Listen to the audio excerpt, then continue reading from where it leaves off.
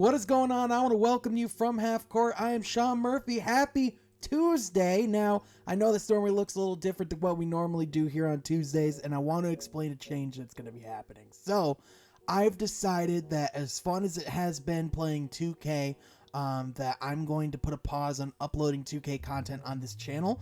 I would rather be talking hoops than being a 2K YouTuber at this time. So if we do eventually get to the point where I get to play 2K again, I think that will either be a live stream or that is going to be a special video. So stay tuned for that. Having said that, today instead, I want to keep expanding on this Let's Talk series that I've been doing on Thursdays. That is going to be happening on Tuesdays as well. And today I want to talk about my Detroit Pistons. And I want to look at what I think they're going to be doing this season. Look at some of the moves that they made in the offseason, how we're getting up to where our roster is going to be at the beginning of this season, expectations for Cade Cunningham, Killian Hayes, the entire roster. So with that, let's get into it. If you like the sounds of that, be sure to leave a like on this video. Let me know in the comment section down below what you think of my Detroit Pistons going into this season. With that, let's get right into it. Thank you for joining from Half Court. Be sure to subscribe. Now, as of right now, Las Vegas has our win total to be at about 25.5 on Caesars Sportsbook, which would currently have us as the third lowest win total in the league, alongside the Orlando Magic and the Oklahoma City Thunder, who currently are second and first on the lowest win totals, which, to be honest with you, I think is totally fair. I am not expecting us to go out and win a ton of games this season. I think our ceiling right now would be making a push for that NBA play-in tournament, but I don't see that happening for us at all whatsoever. So let's get into why. Let's talk about what's happening, and let's look at our roster. So, first of all, our roster for this season is going to have Cade Cunningham, Hamidou Diallo, Frank Jackson, Josh Jackson, Jeremy Grant, Rodney Magruder, Kelly Olynyk, Killian Hayes, Corey Joseph, Trey Lyles, Sadiq Bey, Chris Smith is going to be a two-way player, Saben Lee, Isaiah Stewart, Luka Garza as a two-way, Isaiah Livers, Davidas Servidis, and Jamarco Pickett. So overall, I really like what we've done with the roster this offseason. If you do not know, some of the transactions that we made this offseason, the core thing of what we did was we are keeping our guys together but making slight improvements. So first of all, we were able to trade Mason Plumlee to the Charlotte Hornets, and we brought in Kelly Olynyk in free agency instead, which I really like. I think it's a great move to be able to stretch the floor with our number one overall pick, Cade Cunningham, and also to help with the pick and roll with Killian Hayes as well. I think Kelly Olynyk is not a big upgrade, but a sizable upgrade at that position, and really helps us with what we need, which is more spacing on the court. So really like that move. Also bringing Saben Lee back on a multi-year contract, signing Isaiah Livers as well to a regular deal. I'm really excited to see what Saben Lee and Isaiah Livers can do with us this upcoming season. I think overall, our roster is going to have a lot of promise to go out and compete and also make things difficult night in, night out. And I think ultimately this team this year is going to go as far as Cade Cunningham takes us. I think Cade Cunningham is going to come into the league, and I think he's more ready than people expect. Yes, he did struggle for one game of the summer league, but if you actually watched him play, you could see that he made consistent improvements throughout the summer league. Overall, by the end, Cade Cunningham looked like he very much belonged there, and quite frankly, I think you can make an argument that he was the best player at the summer league by the end of it. For my starting five for the Detroit Pistons this year, I have Cade Cunningham and Killian Hayes starting in the backcourt, with Jeremy Grant, Sadiq Bey, and Isaiah Stewart backing up the front court. And I really like that starting lineup, especially if you look at what that starting lineup was last year compared to now. I think it's an absolutely solid starting lineup. And ultimately, I think Kelly Olynyk, whether he starts the season or whether he just comes in as a backup, I think is a solid addition, is a good guy to have around. But ultimately, I think if you're looking at how he played last year, I think Isaiah Stewart earned that starting position at center.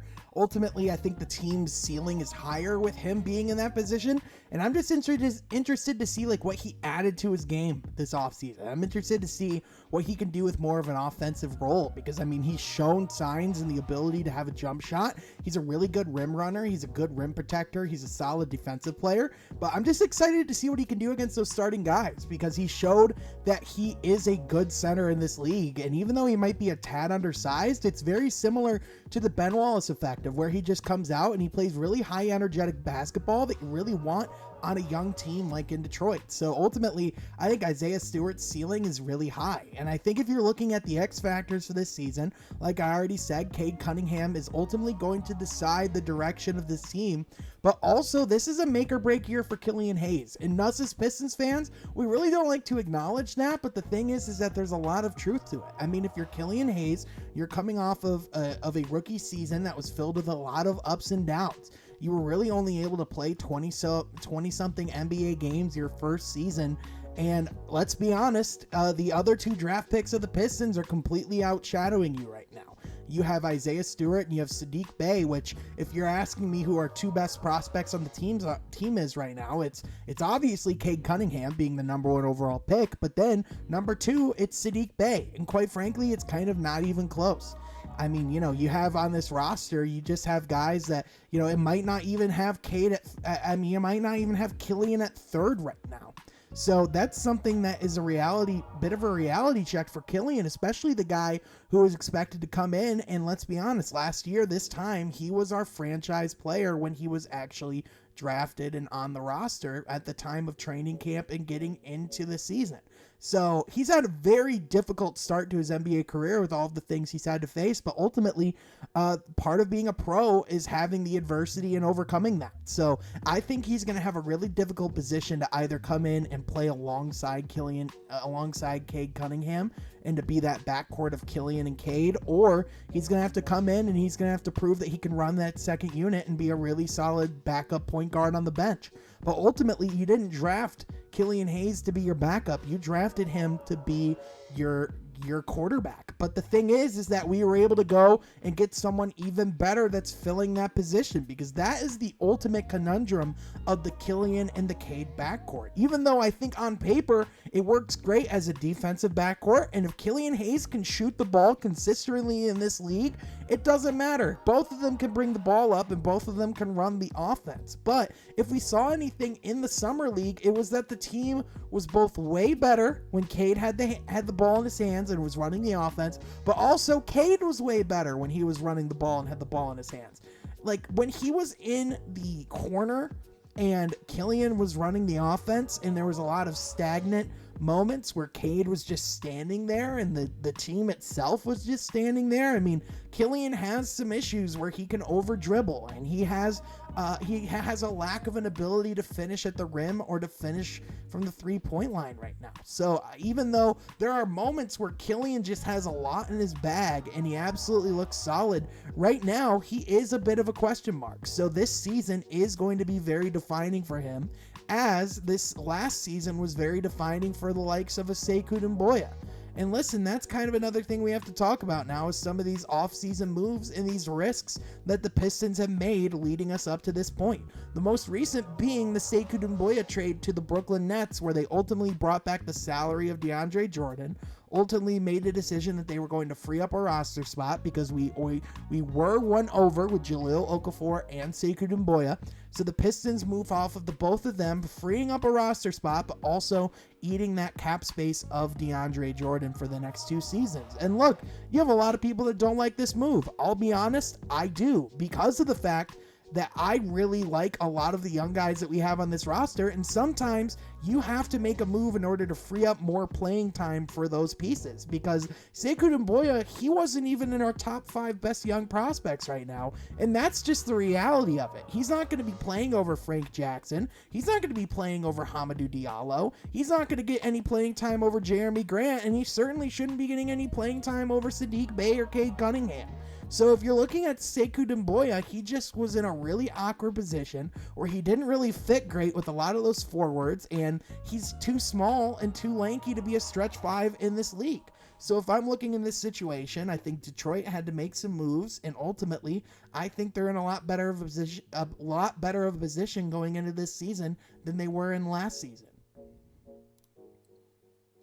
finally, my favorite thing that the Detroit Pistons did this offseason was extending Dwayne Casey. Listen, man, if you are not pro Dwayne Casey and what he's done in Detroit so far, I think you're not quite paying attention to what's happened over the course of the years. Listen, Dwayne Casey is amazing at player development. He's revitalized the careers of the likes of Christian Wood and Josh Jackson and Frank Jackson and Hamidou Diallo.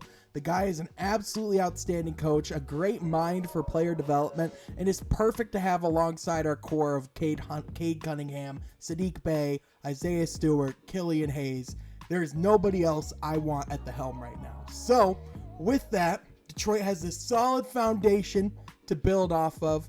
I think we get over 25 wins this season. I still think we're towards the bottom of the Eastern Conference, but I think by the year 2023, I think we could be looking at a playoff run for the Detroit Pistons. So, with that, I would love to know what you think of what's happening in Detroit in the comments section down below. But with that, thank you so much for watching. Thank you for tuning in, and I will catch you next time from Half Court. Be sure to subscribe.